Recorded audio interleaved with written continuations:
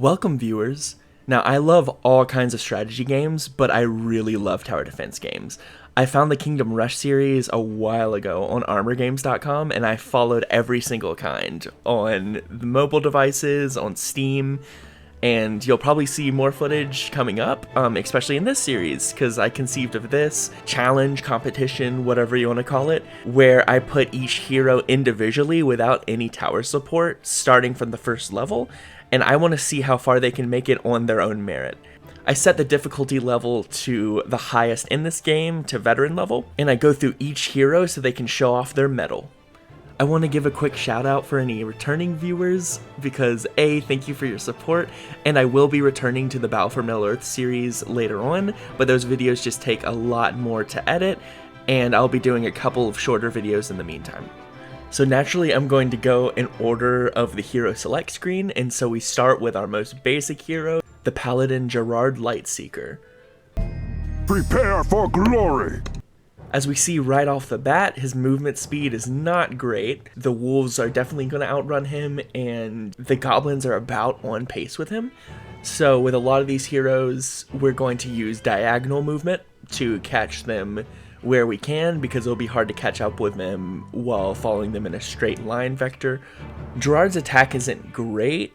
I mean, it definitely could be worse, but we want the coveted at least 24 attack per hit, because each attack has a ranged value, and the goblin's health is 24, so if every range or most ranges are above 24, then that's a one-hit kill for the goblins, and will drastically reduce the amount of time it takes to kill them.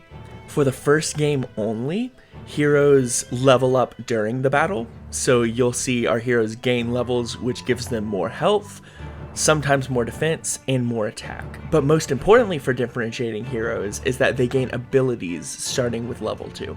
And the most important type of abilities will be area of effect damage, because we will not be able to complete these stages with one single character if they can't have area of effect attacks. And unfortunately, Gerard does not have that. Gerard does have the ability to reflect damage with his shield, and this can help with some stronger enemies, but since the strongest enemy that we'll face here are orcs, it's actually worse that he reflects damage, because his sword attack will always do more damage to the enemy, and the enemies won't do enough damage to him for it to be a problem that we'll worry about dying. As I expected, the lack of area of effect damage really did Gerard in, but he was still able to complete the first stage even though he let 10 enemies pass the finish line. As I said earlier, the problem with these heroes in the first game is they start back at level 1 at the beginning of the levels, and so we now have a level 1 Gerard starting stage 2. I don't have very high hopes for finishing with him, but obviously I'm going to try to adjust my movement wherever possible to try to prevent the goblins from taking lives away, but especially once wolves come into the equation, who can not only dodge melee attacks like Gerard's, but are also faster than his movement speed, and with just the large influx of enemies, then Gerard gets overwhelmed on wave 3 of mission 2. I don't know if he will be the definitive worst hero, but judging from his performance, I'm going to guess that every hero will be able to beat stage 1, and we'll just have to see if any heroes will be able to beat stage 2. Next up in the roster is Alleria Swiftwind. Swift, like the wind. I was excited to use her because she is a ranged unit, but right off the bat, I become disappointed when I realize that on average, it takes her 3 hits to kill a goblin, and her melee knife attack does even less damage than that. However, she became promising again, at least over Gerard, when her level 2 ability lets her shoot a light arrow that does one-hit kill goblins. Also, her range allows her to attack goblins that have already passed her, and her melee allows her to block goblins in the way, allowing for some more strategic positioning than Gerard could pull off. In addition, Alleria can spawn a pet panther, maybe I should say hunting partner instead of pet, starting at level 4, which immediately gains her an amazing blocking capability over Gerard or any unit that's only a single unit, and since she has a ranged attack, the Panther can serve as a block while she'll while she can deal more damage from the background. As I expected, Alleria's traits gave her a big edge over Gerard, and she was able to complete the first stage without losing any hearts, a huge improvement over Gerard. Unfortunately, her multi-hit arrow attack, while being much better than anything Gerard had, still doesn't count as an area of effect, it's just a multi-hit attack. And the problem with stage 2 is that it starts sending out larger crowds of enemies much quicker. I lost several hearts before Alleria could summon her panther, and I couldn't get proper positioning to target the wolves with her arrows, so I started bleeding hearts very quickly. Alleria fought valiantly until she went down on wave 6. Next up is Malik Hammerfury. It's hammer time! As usual, the first few waves are foolproof, and the first highlight comes when Malik becomes level 3 and reveals his area damage attack. Not only that, but at level 4, he gains another area damage attack that also functions as a stun that moves down the track. These powers are looking very promising, and on top of Malik's pretty high damage, I mean at level 4 he has a pretty good chance of killing a goblin in one hit. I think that Malik might be the first hero to beat level 2. True to my expectations of him, Malik does quick work of the final wave and beats stage 1 with no deaths. As usual, stage 2 is a bit of a goblin goose chase, but Malik is eventually able to gain ground back through the use of his powers. I sacrificed 2 hearts so that I could deal more damage to a bigger group of goblins and lane 2 go free, and then I proceed to do the same strategy for 3 more goblins to make sure that I can stay ahead of the pack going into wave 3. The wolves remained a big problem in every way, dodging crucial attacks, being faster than Malik's movement speed, and their speed allowing them to dodge most of Malik's area of effect attacks took me to the edge. Eventually, the wolves got me down to 1 heart. Thankfully, Malik was able to damage just enough of them, and then he was able to take out the rest of the goblins and the orcs so that I could finally beat level 2 with one of the heroes. The early game in stage 3 actually went a lot better than in stage 2, and Malik was able to level up quickly to where he could get his powers to defeat the goblins and orcs pretty easily. As usual, the wolves gave me a hard time, especially since they were pouring in from both lanes, but Malik was able to get a decent amount of kills from the wolves, and limited the amount of deaths, but 7 wolves still got through. In wave 5, I really started hemorrhaging lives, and couldn't really recover back to the very beginning of the stage, which caused Malik to set up a valiant effort against the enemy, but they broke through right after wave 8 started. So now it's on to hero number 4, who is our second ranged hero, Bolin Farslayer. Weapons ready? My first impression of him isn't great. He walks slow as molasses, and he reloads as fast as an actual musket, which is not what I want to see in my video games. I do like his mud ability, which slows down enemies, but he doesn't really have the area of effect or quick attack potential to take advantage of it. I guess it just helps in general. And his mines are pretty cool, and if you have some time after a wave, he'll set down a bunch at once, slowly over time, but the mines rarely hit more than 1 enemy at once, and sometimes they didn't even kill the enemies. So I don't think Bolin's going to be able to beat level 2, but at the very least he was able to beat level 1 without taking any casualties. Thanks to his long range shot, Bolin didn't do terrible at the beginning of stage 2, but it was all downhill from there. There was clearly way too many enemies on every wave for him to take care of, so the enemies finally overwhelmed him during wave 6. Next up is our first magical character, Magnus Spellbane. Hocus pocus. Knowledge is power. I love heroes who can teleport. That being said, his power is a little bit underwhelming. Having a magical ranged attack is really cool, but at the lowest end, it might take 3 hits to take out a goblin, even though he can one-hit KO them at high ranges. I had to maneuver around weirdly with him because It's beneficial usually for units to block the way of enemies. I mean, that's just kind of how tower defense games work. But his physical attack sucks, so that's really bad actually. And he can eventually make clones, but their power is very underwhelming for their ranged attack. And whenever they go into combat with an enemy, you would want the main Magnus to continue attacking them, but that rarely happens. He usually just keeps them occupied, or the main Magnus will start attacking them melee, which you really don't want.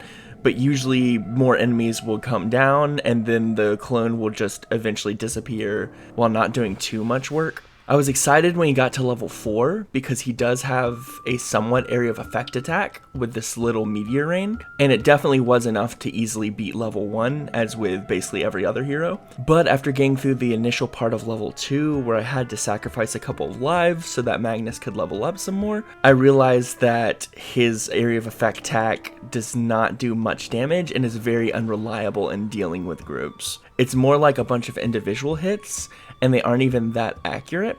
And so I was quickly realizing that my hopes for Magnus were way higher than his actual ability. I tried to maneuver him as well as I could, and he put up a fight, but he died on wave 7 of level 2. Our next champion is Ignus. Let's burn. I really love this guy's run, and he's actually pretty fast. He can run faster than the goblins, which is nice. Obviously, being able to teleport or being faster than the wolves would be awesome, but I'm not sure if any hero actually can do that. This guy is awesome. His damage output's really good. I don't know if any of the heroes have a minimum damage roll that can kill goblins in one hit on level 1, but he has a lot of rolls that can. He can also fireball through multiple enemies really fast, which deals residual damage, and can help him deal with crowds quicker. And once he hits level 4, he has an area of effect attack that radiates from him, so it'll hit every enemy that's nearby, and it has no possibilities of missing, like with Alleria's arrows or Magnus's rain or anything like that. I definitely think Ignus has the tools to beat level 2, just like Malik, and right off the bat he starts proving me right by dealing with a relatively larger crowd of goblins at the beginning of the level without all of his powers. And unlike Magnus, Ignus actually exceeded my expectations by taking down all of the wolves when they first showed up, making this my first hero to make it through wave 4 without any deaths. I got a little bit conceited and wanted to try to beat level 2 deathless, but that wasn't going to happen. I'm still very confident at this point that Ignus can beat level 2 though. I do end up losing 4 more lives to the wolves, but once it's just a crowd of goblins and orcs, Ignus was able to take out the rest of them easily and beat level 2. I definitely think Ignus has the potential to beat Malik's record, but there are 2 new units introduced in level 3. The first are Shaman, which can heal other units, and the second are Ogres, which deal a lot of damage and have a lot of health, even though they're slow, and I'm not sure that Ignus can deal with them one-on-one along with all the other enemies, but we'll see. Yet again, the wolves give me some trouble, and I start to lose some lives, but unlike Malik, Ignus is actually able to push back the large crowds of enemies, and he makes it past the point where Malik died. The shamans aren't much of a problem, and Ignus can take them out without them healing too much and becoming annoying. But I thought it was over in wave 9. I kept on losing health, and Ignus kept on using his fireball to move, which would leave some enemies behind, and I lost a lot of lives. I was expecting to die, but Ignus was barely able to finish off the rest of the wave with only 1 health point left. And next wave introduced the ogres. However, Ignus was able to 1v1 all of the ogres, and since they were so slow, I didn't have to worry at all of them getting to the end. So that just left the last wave. In the final round, I took down one of the ogres and started really damaging the other one, but the enemies were starting to catch up. I had to let him get ahead, and thankfully, like I said, he's very slow. But Ignus was having a hard time taking out the other enemies, but was eventually able to catch up in the last stretch of the level and beat level 3. Level 4 is immediately an uphill battle. There are 2 different pathways, so I had to send Ignus to the end of the level, and in every wave he started losing lives just to goblins and orcs. It quickly became too much for him, and he lost seconds after wave 4 started. Now Ignus might have been amazing, but he's about to be shown up by the king. Bow to the king! Now in all seriousness, King Denas does have a trait that I hate in the heroes, which is how slow he is. Thankfully he's long range at least, so that makes up for it a little bit. but his attack damage has a little bit to be desired. Sometimes it takes up to 3 hits for him to kill a goblin. His attack speed makes up for this a little bit, but as we've seen with later waves and how much the enemies group up, he'll need to be able to kill them much faster than he's shown to be able to in level 1. Another strike against him is that he doesn't have a usable level 2 power. When you have towers, he's able to give them bonuses, which is really good in a normal level, but when he's going solo, that's not so great. His level 4 attack is a coveted multi-hit attack with a pretty good artillery bombardment that actually does follow enemies pretty well, but we'll have to see if that's enough to get him far in level 2. I really don't think that the king will be able to beat level 2. His only hopes is that he has a long range attack so the wolves aren't able to dodge that as opposed to melee hits. And if his catapult is able to track the wolves with how fast they are and maybe deal with some damage and then be able to hit crowds as well, then I guess he might have a chance to go far, but I really don't think he'll get past level 2. The king was actually doing really well against the orcs and the goblins, but as you might have guessed, the wolves started the trouble. As I feared, the bombardment can't track wolves, they're a little bit too fast, and even when some of them were hit by one of the blasts, it didn't immediately kill them. So yeah, the first time the wolves showed up, a bunch of them passed, and this began spelling doom when the wolves reappeared in wave 6. If I were to redo this, I might have left the wolves on their own and not gone on a wild goose chase to try to kill them, because that was mostly unsuccessful anyway for King Denas because of how slow he is. But since I went further down the line, even the goblins and the orcs started catching up, and I lost too many lives on the last wave and didn't complete level 2. Now we have our final magic user, Elora Wintersong. Winter is coming. She isn't the fastest or the slowest hero around, but I swear when she started leveling up, she got a little bit faster on the little ice platform that she skates on. I don't know, maybe my eyes were just playing tricks on me. But anyway, Elora is great. Her attacks vary a lot in damage, but most of those damage rolls, even at level 1, can one-shot a goblin. And even if they don't, then most of the time the goblin gets frozen, although I don't know if this starts at level 2 or if that's something that she starts with. Her level 2 and level 4 powers work great together. Her level 2 freezes the path, making enemies slower, so it's a much better version of Bolin's Mud, and her level 4 is an AoE attack that you need to do well in these levels that summons giant icicles that deal a lot of damage. I have high hopes that Elora will beat level 2, and I think she might even be able to beat level 3. She had a rough start because a lot of her appeal comes from her powers, and so when she can only attack once at a time to deal with all of the goblins, it was pretty difficult. She lost a couple of lives later on, but once she got to level 4 and was able to use her level 2 and level 4 powers in tandem, she was better able to control the crowds. Now with a fully pumped up Elora, she was actually able to take out all of the wolves in the initial wave, which is crazy. I don't even know if Ignus did that. I forgot and I'm too lazy to look back.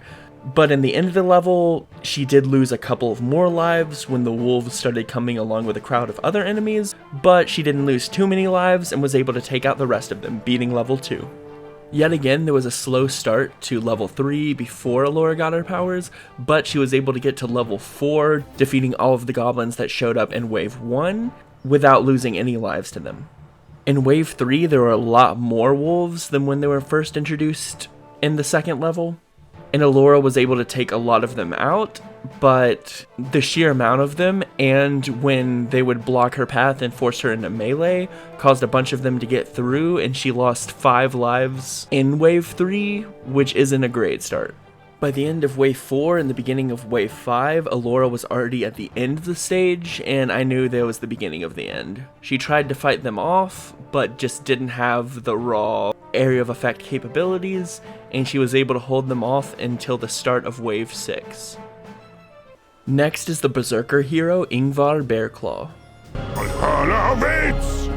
Ingvar has pretty average movement speed, but I was really excited because I think this is the first and probably only hero that has a minimum damage roll that will kill a goblin in one hit, which will greatly increase Ingvar's ability to defeat crowds of enemies. Ingvar's level 2 ability is pretty disappointing. It just summons a second fallen warrior to fight with him, and if he had the same stats as Ingvar, that would be cool. But no, he takes like 5 hits just to kill a goblin. For blocking enemies in order to get tower fire, they might be helpful, but to help a solo hero, they're not helpful at all. But with a name like Bearclaw, it's pretty obvious that Ingvar is going to transform into a bear, and I love transformation powers. So I waited for him to level up to level 4, and he didn't get any new powers. He started summoning more soldiers, like I think he got up to 2 or 3, but nothing else. So yeah, Ingvar sucks.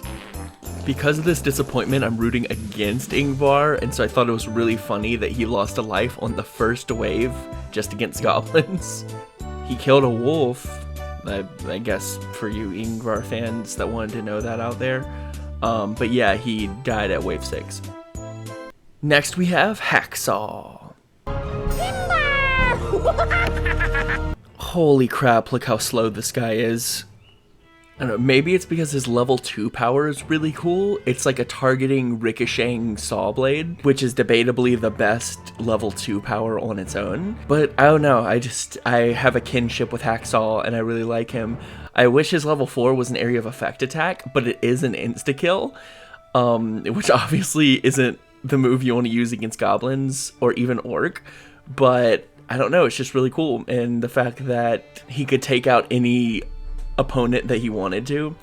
I mean, you could argue that this gives Gerard more potential even though he's the worst hero, but just the fact that Hacksaw is not the worst hero and has that ability is very charming for me. Alas, the enemies in level 2 use dirty tricks to get past Hacksaw, the noble warrior, and he goes down in wave 6. Next is the demon samurai Oni. Blades are thirsty! This is the first of the final 3 heroes, and maybe I shouldn't judge them until I see their powers, but I feel like they should at least make it, I mean, I shouldn't say at least to level 4, since only one hero is made to level 4, but like to level 3? I mean, maybe they should be the best? I don't know, I feel like being the final 3 should signify something. I mean, the outlook is looking good for Oni, because he has an area of effect attack at level 2, which is really good, and it radiates from him like Ignus, which might have been the key to making it so far. I mean, there were a lot of things going for Ignus, but it definitely helps to have a wide area of effect like that. His level 4 power is an insta-kill, which isn't the best and isn't the worst power. I mean, in general, having a slowdown, a stun, or another area of effect attack would be better. But with his attack speed and everything, I don't know, Oni still might be able to pull off a surprise victory. As you would guess, because of his level 2 ability, Oni did really good in the beginning parts of level 2. He didn't do too bad against the beginning wolves, though he started losing more health as the wolves were incorporated later on. He started losing a lot of lives going near the end of the stage, and I thought that he might die, but he did end up saving the level with only 2 lives left. And with that close of a call, I'm not sure if he'd be able to beat level 3. In level 3, Oni was able to beat the first 2 waves without losing any lives, which came to wave 3, which is all wolves. He defended one lane pretty well, and then I went to the center where he was able to deal a little bit more damage with his area attack and his insta-kill, but 5 wolves still got through and took away lives just on wave 3. However, he was driven to the end of the level by the goblins of wave 4, and without being able to recover, that's basically a death sentence as we've seen in this video. He was able to hold out, but eventually ran out of lives on wave 8. Next up is the Norse god of thunder. For Midgard! I know the game sprite for Thor is obviously a Marvel reference, but I don't know, I've always been in the camp of brunette Thor. I don't know if it's the mythology books that I checked out as a kid from the library, where they would paint Thor as having brown hair, or if it's the Sandman rendition, where he's just hilariously buff with a tiny hammer. But I don't know, I feel like that blonde Thor has had too much time in the limelight lately. Thor can also kill goblins on a min roll, but unlike Ingvar, he doesn't suck. With his level 2 power, he generates a lightning chain that can kill multiple enemies at once. And it's up in the air whether it's better than Oni's. I think Oni's is more consistent. I'm not sure if there's a variability aspect to Thor's, but his chain can go slightly farther. So Oni's is more like a circle of effect, while Thor's lightning can go and link to enemies that are further down the line. His level 4 ability is also good. He throws his hammer, generating a ball of lightning that can also do area of effect damage, and also travels long distance to take out the furthest enemies. When the wolves arrived, Thor was able to vaporize a couple of them, but he wasn't able to attack multiple of them consistently, and he lost 2 health upon their first arrival. Thor was able to fight back to the start of the stage at the beginning of Wave 6, which was better than a lot of heroes. He was led on a wild goose chase by the last bit of wolves and lost enough lives to bring down to 15, but then when he got back to the main pack of the slower moving enemies, he was able to whittle them down, only losing 6 more lives. With this kind of showing at the end, I'm not sure if he'll be able to beat level 3, but I think he has more of a chance than Oni. In stage 3, Thor began losing a lot of lives to the wolves. This was kind of where I was getting at with his level 2 power being less consistent, because Onis would just attack the ground and would automatically attack the wolves, but Thor's chain lightning requires him to land a hit first, which wolves can dodge. Thor continued to lose more lives, but he was able to gain more ground against crowds, slightly better than Oni. This allowed him to stand his ground through Wave 9, but he was eventually overwhelmed. And now we have the last hero, the last chance to topple Ignus at the top, the martial arts master, Tin Shi. Keep on rushing. Teleporter alert, we have a teleporter. So that's already a good sign for the hero. What isn't is his damage output. His max roll actually can't kill a goblin in 1 hit, but at the very least he's guaranteed a 2-hit kill. He does have a level 2 area of effect attack. It summons meteors from the sky, similar to the King's Bombardment. I prefer a radiating area of effect, but having an area effect at a level 2 in general, alongside his ability to teleport specifically to enemies and reduce the amount of time chasing after them, is great. His level 4 is good, but interesting. It begins with creating a path that serves as an area of effect damage and a stun, and it also gives him a super buff form that damages at melee range, also an area of effect, but it gets rid of his teleporting and makes his speed really slow. So it is a little bit of a double-edged sword, but if he can have proper placement, then it can be a huge advantage. His power usage when the wolves first showed up was really lucky, and he was able to take all of them out, but his lack of consistency started to catch up in level 2. He was able to finish, but only with 5 lives left, making it pretty unlikely that he'd be able to finish off level 3. His lack of damage really started bogging him down in the beginning, and Tin Shi lost 3 lives on the first wave.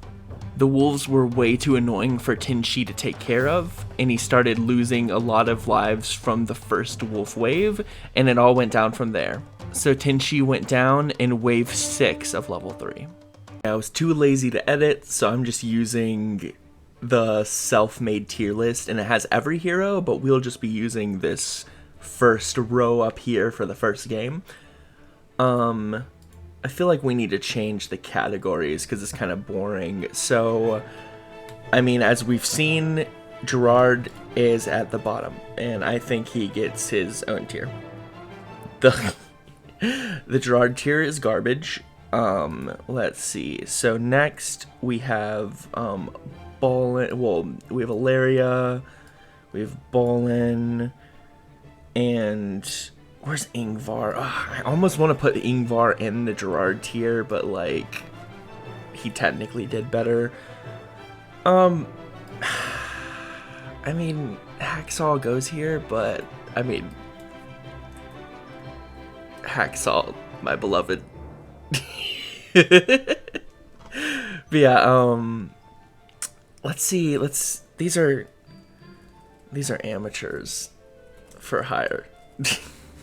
Okay, so then next, they only made 1 wave higher because all these were stage 2 wave 6. But I feel like that next wave was like a cutting off point, so they can go up a tier. So we'll have King Denas and Magnus Spellbane, and these are nepotism babies. These are nepo babies, so they go in the nepotism tier. So now we're getting pretty good. We're getting pretty good for the third stage. So we have our Winter Queen and our Tenshi. So I'll say this the elemental tier. So then we got our warriors with Oni and Malik. And last but not least, of course... Oh, I forgot about Thor. Well, Thor's the best warrior. I'll still put him in the warrior tier, even though he made a way farther than the other two. But clearly, we need a tier of his own for Ignus. Because Ignus is the only one who made it to stage 4 and lasted a little bit into it. I mean, it was hard for one hero to really block all those enemies from getting out, but, you know, he did a decent amount. But yeah, so these are how the heroes ended up as they were solo. Obviously, they have different strengths and weaknesses, but I mean, in the first game, there's not that much of a difference. I mean, like, I could see Elora being really good with the slow down powers, with tower support. But then other than that, it's mostly 1v1. I mean, Gerard with his reflection ability, like, does well against stronger enemies. But then if they can, like, 3-hit him, then it's not that important. And, I mean, Ingvar has to be better at some point, right? Like... Because he transforms, I'm pretty sure. But did he get to level 6? Did he even get that high? And just the fact that he didn't get any extra ability other than just his extra warriors, it really brought him down a peg. But anyway, I hope you enjoyed the video, and thank you for watching.